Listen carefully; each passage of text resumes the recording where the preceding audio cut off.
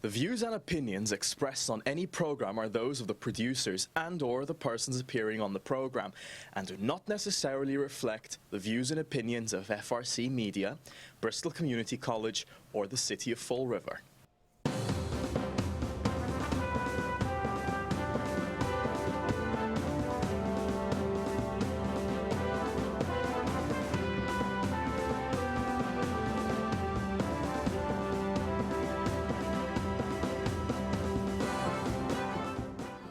Well, hello. Welcome to Spindle City Straight Talk. I'm Chip. And I'm CJ. And it's Friday. TGIF in the Riv. We got a ton of stuff to talk about, but I think it's incumbent on us to talk about that debate later on. So we gotta really hammer that one. But look, remember you heard it here on Spindle City Straight Talk before it appeared on NBC News last night. They showed a video of that individual who killed those 7 motorcyclists in an impaired condition in Texas. They actually got a video of him in the bar room acting bizarre. But of course, they found a crack pipe, as we said on Spindle City Straight Talk, found a crack pipe, and this guy was still driving. Then he got DUI'd again, and he still was driving, and he managed to kill everybody. So instead of... And I'm telling you, I've said it numerous times. The only way to stop this is to take the people who are responsible for enforcing these laws and doing this stuff when there's multiple screw-ups, not once, not twice, and sentence them to some jail time, too. So the DMV director resigned her $145,000 a year job. She'll get another political job. No biggie. And this is what disturbs me. And I saw it on video, and it was worse on video than I read about it, but it did it no justice. I mean, you looked at that video, he was obviously impaired. He was about 5.5 cans short of a 6-pack. And he's still allowed to drive, and he got DUI'd again, and he's still driving around and killing people, and it's terrible. And the people he killed were mostly veterans, and it's just a sad commentary on the society that we live in, that this stuff exists, that we allow people to, kill people, and then we look at them and they go, well, this is their 4th or 5th or 9th or 12th DUI. And they have to be held accountable. But how about our politicians, our government officials, who are commissioned to give us a safe environment, domestic tranquility, as it says so aptly? They don't. And what do? You re-elect them.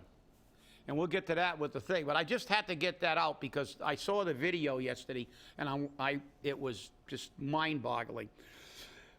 So I don't know even where to begin, CJ. We've got Kenny Fiola blasting the Redevelopment Authority. Well, let's get on to this first thing. Erica Scott-Pacheco. Yeah, but we knew that. Yeah, we knew she was pulling her papers, but she said she was going to pull them on Monday. I thought it was this past Monday. No, it's next Monday, and she's going to do like the mayor did and have all her people at Government Center. I think that's a new thing now. I don't know. Well, we got to give Jazel credit. He started it. Yeah, nobody just goes and pulls their papers. It's like big deal. How many people have pulled papers and not turned them in? But now it's a photo op. So so she's gonna basically follow it, and she's got a list of her accomplishments, and she can feel free to list those accomplishments when we have her on the show during the campaign season, because as we discussed yesterday, I think Spindle City, we got a lot of positive response for the way we did it last time. Rather than having a debate and constricting everybody to 1 minute, we can have people on multiple times and have one show where they can just give all their accomplishments, then another show where we question them and get questions from you, the viewers. So I think it's a better indicator. You get a better feel for the candidate. Yeah, I agree. We got a lot of positive reviews on that. I agree. And we're number one. You know that, right? Number one. We're number one. Well, I was going to save that one for before we went to the thing, but again, Fall River. Go ahead, CG. Take it away. Since you testified in front of in front of the country of Canada about drug addiction, go ahead. Well, we're number one. Fall River, Massachusetts has the highest number of opiate discharges from the hospitals and the highest number of overdoses. Why? Why? Because you have a place like Star bringing them here and leaving them here. And you wonder why they continue to fight for those licenses and to bring more in. And this is the stat, with 832 discharges per 100,000 patients. You know, people don't have any conception of how expensive this treatment is. You do, obviously, as a medical professional. But that's one of the most expensive.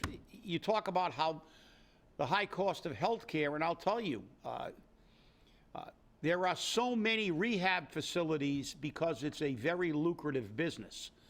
You're not getting minimum wage operations in rehab clinics.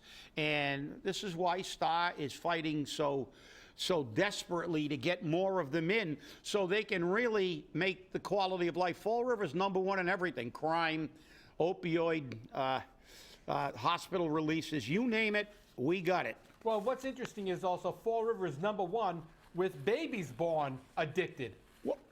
Well, that would... Imagine that. That would be, obviously, it doesn't take a rocket science to make that correlation. If you have the highest population of drug addicts being released from hospitals, you would assume, and even though you shouldn't assume most of the time, but at this time, the assumption is based on some logical thinking. We have so many drug addicts, you're going to have the most drug-addicted children born. And that's a sad commentary, because you keep, you know, it is nothing. There is nothing more tragic to see an infant who has done absolutely nothing bad, because they're not even born yet, and being born drug addicted. It is horrible, and you know that we have too many snowflakes. We'll get into that about the debate, whining, because they don't do anything to these mothers. They have a drug-addicted baby. They're torturing their own child, torturing the child in a heinous way. No biggie. Just pay the bills, send them to rehab, treat the child, which the child should be treated, but you don't even want to know what I'd like to do to them. My biggest problem is this. You know, you got Nancy Paul screaming that she needs more beds, more beds, more beds. And she's making it sound to people like those beds are going to be for Fall River. They're not going to be for Fall River. They're going to be for the entire state. People are going to be coming here like they're doing now, because DMH controls the beds and where people go. Understand that, people. DMH controls the beds. Star doesn't. If I call Star today and say I need a detox bed, they're going to turn around and say, well, we're going to have to call Central and tell you where to send them. And I said, don't you have a bed available? You just discharge somebody. No, we don't have any. We can't put anyone in here because it's got to come from the state. That's what they do. Now, when you consider the fact that we've had 148% increase in overdoses and discharges related to opioid addiction, this is a problem. This is a problem, because you want to put another detox facility here to draw more people here to increase this numbers higher. Well, obviously the program is working very well at Star. They come here for treatment, and we have 148% increase. So obviously, then it's not. We know that it's all about money. Rehabs, these facilities are all about. They have a specific time to keep them there. They boot them out the door, and then they go to the hospital, and then they come out and they get discharged. And this is what happens. And it's a revolving door. It is, but it's also a cash register. That's right. It's an ATM machine for these places, and that's the problem. And that's the reason that we've had the opioid and drug problem since the 1970s. That's right, the 1970s. Next year will be 2020. Do the math. 30 years. No, 50. 1970. That's right. 50 years. A half a century. Our politicians and our legislators have had a half a century to put a dent in this problem. And it's gotten worse. Exponentially worse. 148% increase just now. In So Fall are they River. doing their job? You know what they're doing? They're giving you a pack of lip service like they do at these debates and doing absolutely nothing for the real problems that the people of Fall River face every day, living in a place that's #1 in crime, #1 in drug addiction, #1 in every negative category, and we got our delusionary council trying to say, oh, you know, we're moving forward. Yeah, we're moving forward. Look at the stats. Get your head out of your derriere. So let's move on to what's next. Kenny Fiola, Blast Redevelopment Authority. Well, we've done this one a few times, and we're gonna try to get Kenny on in the not too distant future, because we want to talk about this in depth, because this is an issue that seems to never go away. This is almost as in the news as often as drug addiction and crime in this city, because they just can't. We can't put this to bed, and we want to give Ken. He was on here before. Give him a chance, because they don't get the chance to air the complete story, and he was here and had time to talk about specifics. So I think it will be good if we get him on again. I agree. And again, not only is he blasting the RDA, but he's defending himself. Yeah. He's defending his position. He's told the people this, and they said, we were never told. It's amazing how everyone has, selective amnesia. Oh, wait a minute. Oh, God. So we're gonna talk a lot about selective amnesia when we talk about the debate. Oh, yeah. That's one thing politicians have. It's a rampant, it's epidemic, selective amnesia, political amnesia.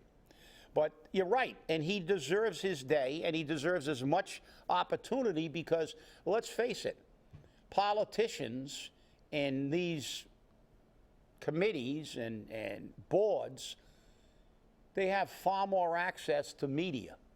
Yes, they Because do. the media's at all their meetings. Politicians are like, well, we just looked at it. You just said it before. They've turned pulling nomination papers into a media event now, which to me is kind of ludicrous, but it is what it is. And I still want Carlos Caesar for mayor. yeah, you and I both. Carlos is somewhere lurking around the campus. He was in the studio before. I don't know if he still is, but he's probably moved off to do some clandestine operation. Then we have, let's see, judge dismisses lawsuit over Fall River's King Philip Mill. I guess nobody showed up. Macy couldn't represent himself, so they dismissed it. So that's another one. That saves us some legal fees. Yep, saves us some legal fees. We'll save this one for last. But audit charges mass agency with overstating job creation numbers. Imagine that. Oh my God, people manipulating numbers for political gain? Oh, that doesn't happen in Massachusetts. I'm flabbergasted. It's just, you could knock me over with a feather. This is just unbelievable. That it kind of sounds like our financial team. It's like, it's like they manipulate and overstate and understate and manipulate every fact. Well, welcome to the real world, people, and there's only one way to change it. Make public service a temporary position. People who really want to help this country, help this city, help this state, help this nation, make it something like we had with our forefathers. They went in, they served a term or two, and then they went back to being civilians again, being real people, suffering the ramifications of what they created, and they would have a little bit more. But now the last, and to me, one of the biggest stories, obviously, that's been on the news. Florida police officer indicted on assault charges. So this is a story, and it was on all the local media yesterday, and it's a. This is going to be quite a. It was even on the Boston media. Yeah, it was. Yeah, it was. It's pretty. I mean, we have some serious charges here, but and it's not the first time. Yeah, there's a history here that goes back to 2006, but as we always say, and we give them everybody is innocent until proven guilty. This officer obviously the department must have known about these things, and the department investigated. So his attorney on TV yesterday said that, we're going to hear his side of the story. So again, everybody can have their own opinion. You can look at these charges, and they are serious, serious charges. But we will ultimately determine what happens, and the final decision will come from a court of law. And we will get the full story at the court, because obviously we're hearing what the charges are. The DA and the grand jury has filed these charges. So we will see the officer's side of the story. You know, we hear these things all the time, and during the debate we heard this as well, that some of the candidates set up citizen review boards and whatnot. Yeah. I've been saying we need one for a long time. I firmly believe that we should have a citizens review board for complaints against police, because right now, professional standards is the one that investigates any complaints against police officers, and people don't believe that anything is happening with it. And I mean, let's be real. You have an officer with charges that go back to 2006. Why wasn't something done before then? This is a reflection on the chief.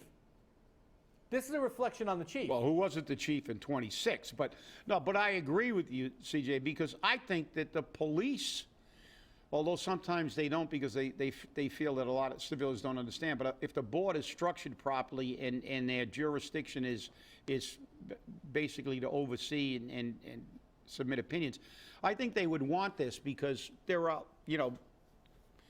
granted, there are bad in every profession, firefighters, police, anything, plumbers, carpenters, you name it. But the reality is that when it comes to something like this in a uniform department, I think it helps the public perception if you have a review board, because even if the police did the most in-depth investigation, whenever a police officer does not get charged with something in a shooting, there's always a cloud.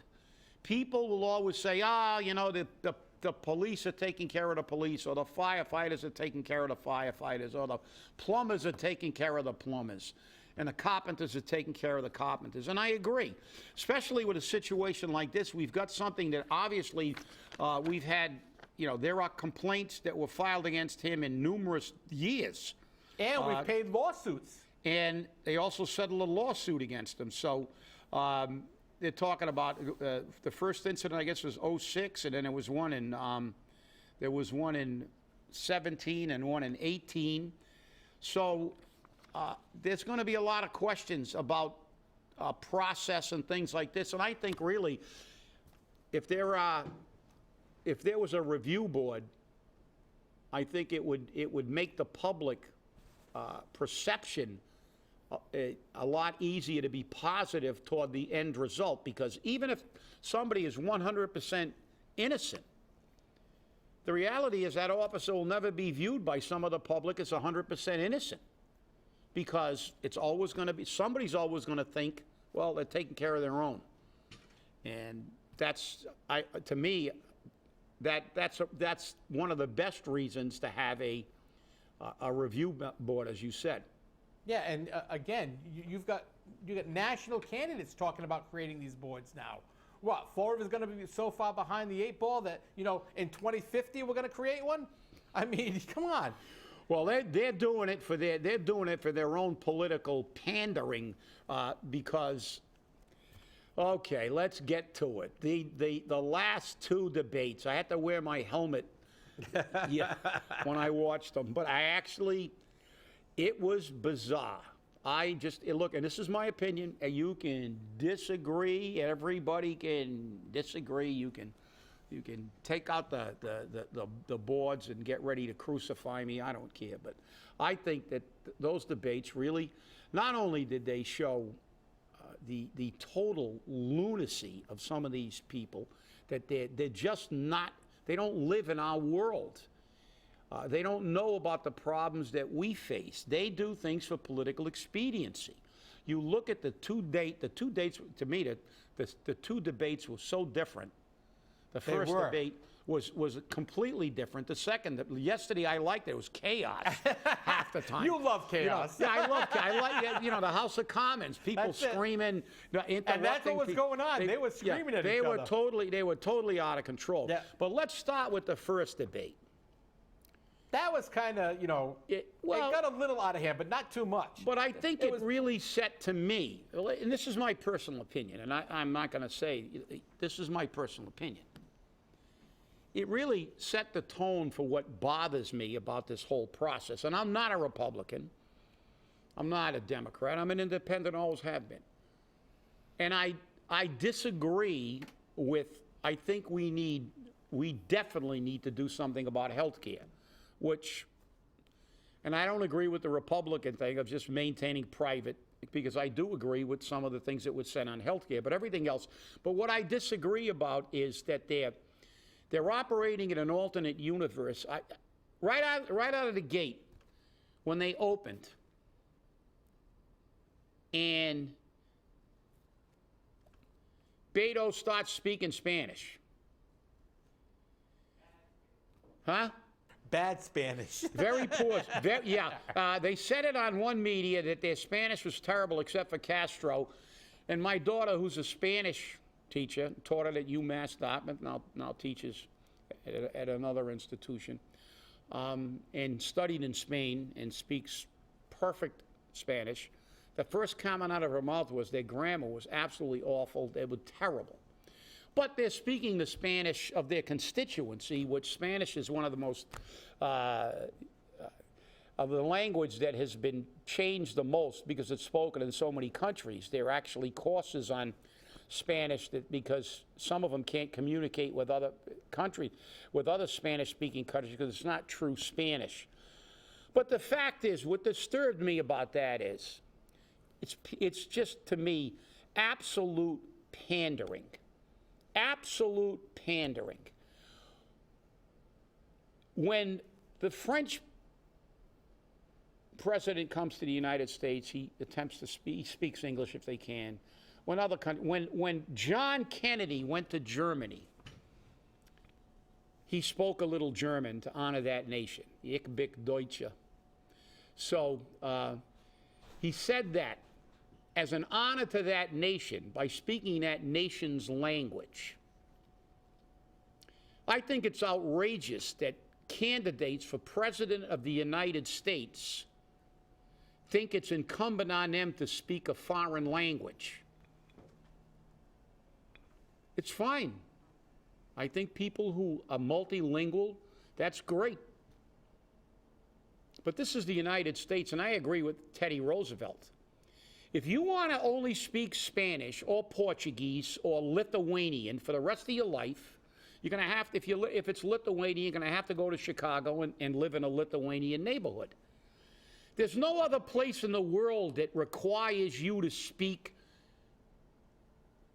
that is required to speak your language when you move there. Go to Paris and try to demand that everybody learns how to speak English for your benefit. Go to any other country in the world.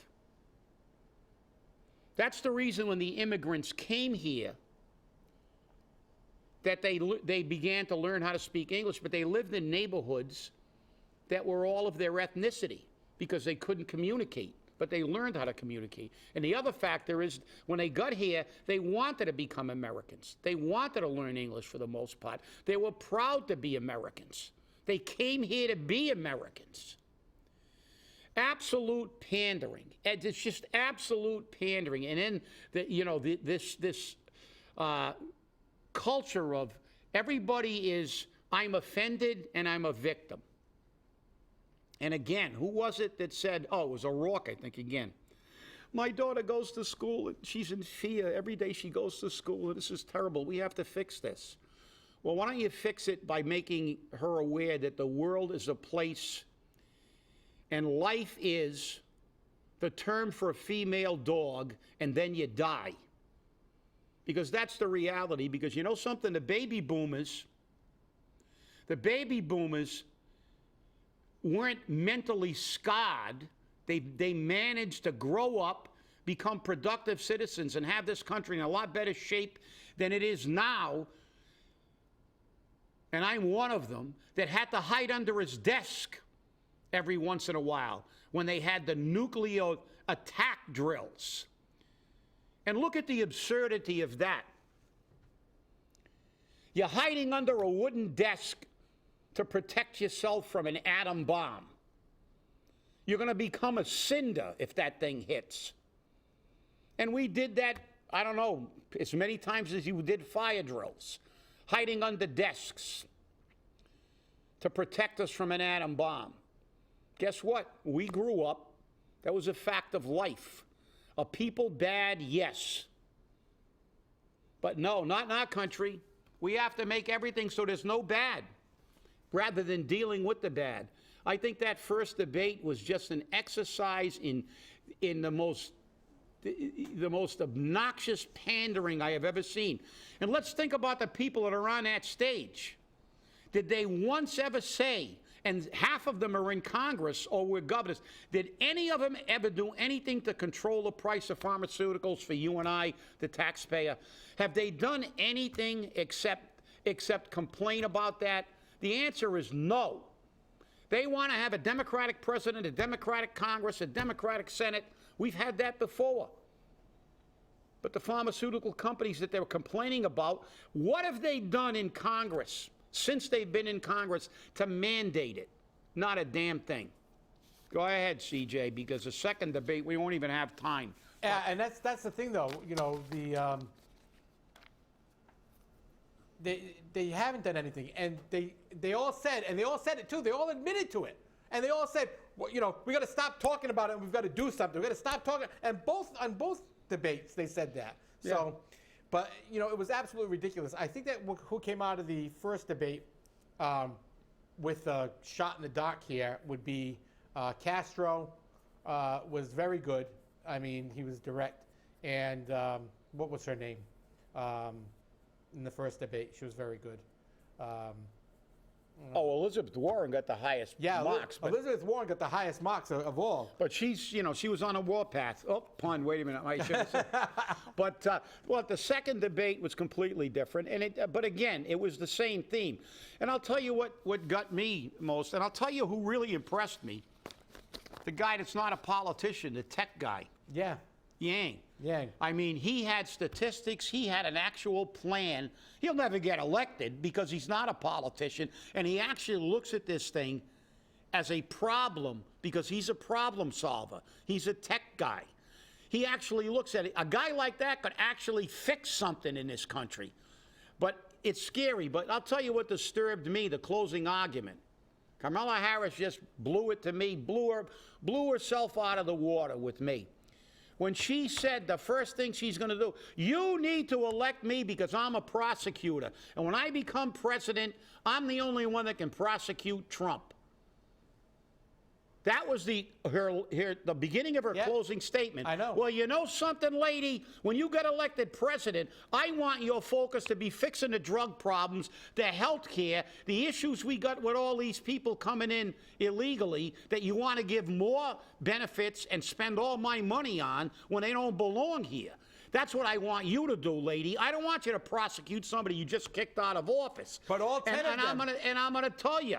That really ticked me off because it shows where their focus is. They don't give a damn about you, me, our tax dollars, and anything. All they care about is getting elected and getting Trump because even if he's out, they want to get him because they're just pissed that he got 4 years. Exactly. Even if he gets out, they just can't.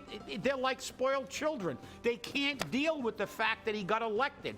Get over it.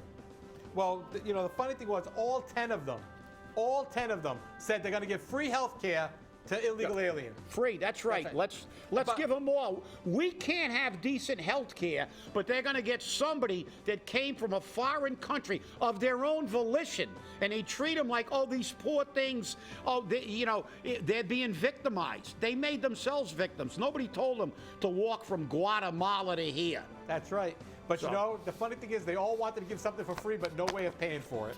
Oh, yeah, they got to pay. They're going to tax all the rich, and then all the rich will buy their own island and start their own country. Exactly. Then we'll all be screwed. Hey, have a great weekend, and remember, stay angry. We love watching you. You can't help but stay angry after that debate.